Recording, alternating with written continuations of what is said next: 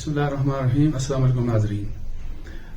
P D M کی سیاست تقریباً ختم ہونے کو ہے. آلریڈی انیفیکٹو ہو چکی. 31 کی جو ڈیڈ لائن تھی جنوری کی وہ جا چکی. وزیر اعظم کا استعفیٰ نہیں آیا. آگے کیا ہوگا؟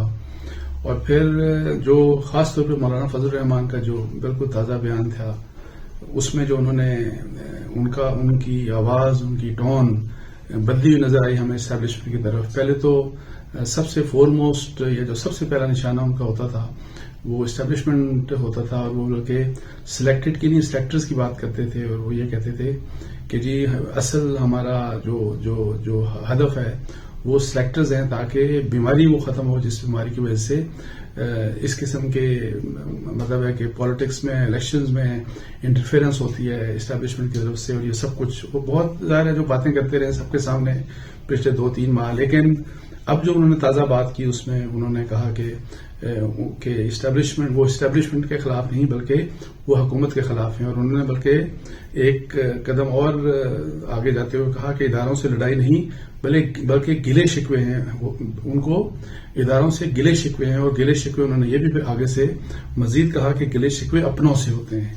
تو مولانا فضل الرحمان کا یہ بھی کہنا تھا کہ سیاسی جماعتوں کو توڑنا، یعنی کہ یہ بھی ایک گلہ ان کو تھا کہ سیاسی جماعتوں کو اسٹیبلشمنٹ توڑنا چھوڑ دے. اور چونکہ جب سے ان کا ایک بڑا اگریسو سا سٹانس آیا تو اس کے بعد ہم نے دیکھا کہ جے یو آئی کے بہت میجر جو بہت امپورٹنٹ جو لوگ تھے، جو میجر ان کے لیڈرز تھے، انہوں نے اپنے آپ کو ڈس ایسوسیٹ کیا. انہوں نے اپنے آپ کو مولانا فضل الرحمان صاحب سے علیحدہ کیا، بلکہ مولانا فضل الرحمان صاحب کی پارٹی کو جے یو آئی ایف کو انہوں نے کویشچن کر دیا، اور پھر یہ مسئلہ الیکشن کمیشن کے پاس بھی لے گئے. اور اب چونکہ سیریسلی ہرٹ ہو رہی ہے جے یو آئی، تو میرا خیال ہے کہ کچھ اندازہ ہوا مولانا فضل الرحمان صاحب کو کہ یہ جو سیاست ہے جس قسم کی وہ سیاست کرنے جا رہے تھے، جو اسٹریٹجی انہوں نے اپنائی تھی، یہ اسٹریٹجی شاید کام نہیں کر سکتی. اور اس لیے کہ ظاہر ہے پاکستان کی ایک تاریخ ہے، اس کی حقیقت ہے، اسٹیبلشمنٹ کا کتنا انفلوئنس ہے پالیٹکس کے اوپر، کتنے انفلوئنشل وہ رہے، کس طرح سے وہ کیا کچھ کرتے رہے، یہ سب کو پتا ہے. تو شاید یہ بھول گئے تھے کچھ عرصے کے لیے، کچھ ٹائم کے لیے. لیکن اب جو ان کی ٹون ہے اس سے ایک چیز سمجھ آ رہی ہے کہ وہ کچھ ان کو کچھ ریئلائزیشن ہوئی ہے کہ یہ اسٹریٹجی جو ہماری تھی کہ ہم کنفرنٹ کریں بیسیکلی اسٹیبلشمنٹ کو، اور اسٹیبلشمنٹ کے جو ٹاپ موسٹ جو ایکٹرز ہیں یا ٹاپ موسٹ آفیشلز ہیں ان کو ٹارگٹ کیا جائے. یہ چیز شاید سمجھ آ چکی مولانا فضل الرحمان صاحب کو، اور اسی لیے ان کی ٹون بدل گئی، ان کا لہجہ بدل گیا، ان کے الفاظ آپ دیکھیں بالکل ڈفرینٹ ہیں.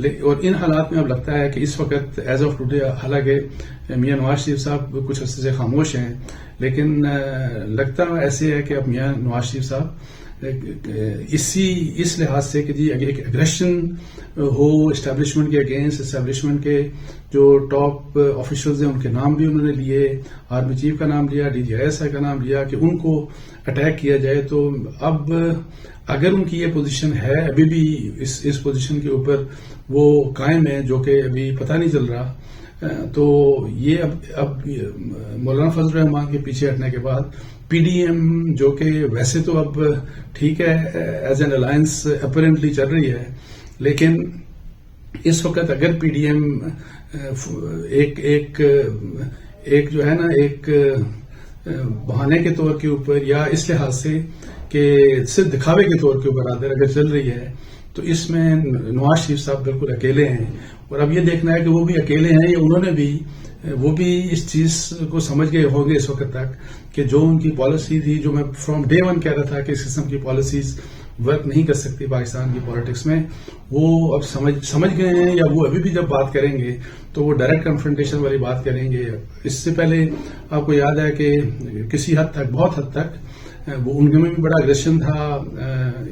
مریم نواز صاحبہ نے ایک موقع کے اوپر یہ کہا تھا، عمران خان صاحب کی جب کوئی ایک اسٹیٹمنٹ آئی تھی کہ عمران خان صاحب سے تو ہماری لڑائی نہیں ہے، وہ ایک سائڈ پہ ہو جائے، ہماری لڑائی تو بڑوں سے ہے. اور ان کا مقصد وہی تھا، اسٹیبلشمنٹ کے جو مین پلیئرز ہیں ان کا مقصد تھا. لیکن اب کافی عرصے سے آپ دیکھ رہے ہوں گے کہ مریم نواز صاحبہ بھی دھیمی ہو گئی اس لحاظ سے. ان کو بھی شاید سمجھ آ گئی کہ جس قسم کی وہ اسٹریٹجی تھی وہ اسٹریٹجی کامیاب ہونے والی نہیں تھی, اور شاید اس اسٹریٹجی کی وجہ سے پی ڈی ایم کے اندر ڈویژن زیادہ آ گئی. بیکاز یہ پالیسی جو نواز شریف صاحب باہر بیٹھ کے جس قسم کی باتیں کر رہے ہیں, پاکستان کے اندر رہ کے شاید اس قسم کی باتیں کرنا کسی سیاستدان کے لیے اتنا آسان نہیں ہو سکتا. اور پھر یہ کہ جی اس کے علاوہ جو ایک بات سمجھنے کی ہے کہ جب میں پہلے بھی بات کرتا ہوں, بہت دفعہ بات کر چکا ہوں کہ خامیاں چونکہ ہر ایک میں ہیں, ہر ایک کے گرے ایریاز ہیں. اسٹیبلشمنٹ کی اگر بہت سی غلطیاں ہیں بالکل جو ہیں ان کو انٹرفیئرنس نہیں کرنی چاہیے پالیٹکس میں, سول افیئرز میں. ان کو سیاسی پارٹیوں کو بنانا اور بگاڑنا ان کا بالکل کردار نہیں ہے. لیکن اس کے ساتھ ساتھ جو لوگ یہ کہتے ہیں کہ جی ایسا نہیں کرنا چاہیے, تو ہر ایک کو اپنا بھی ایک رول دیکھنا چاہیے.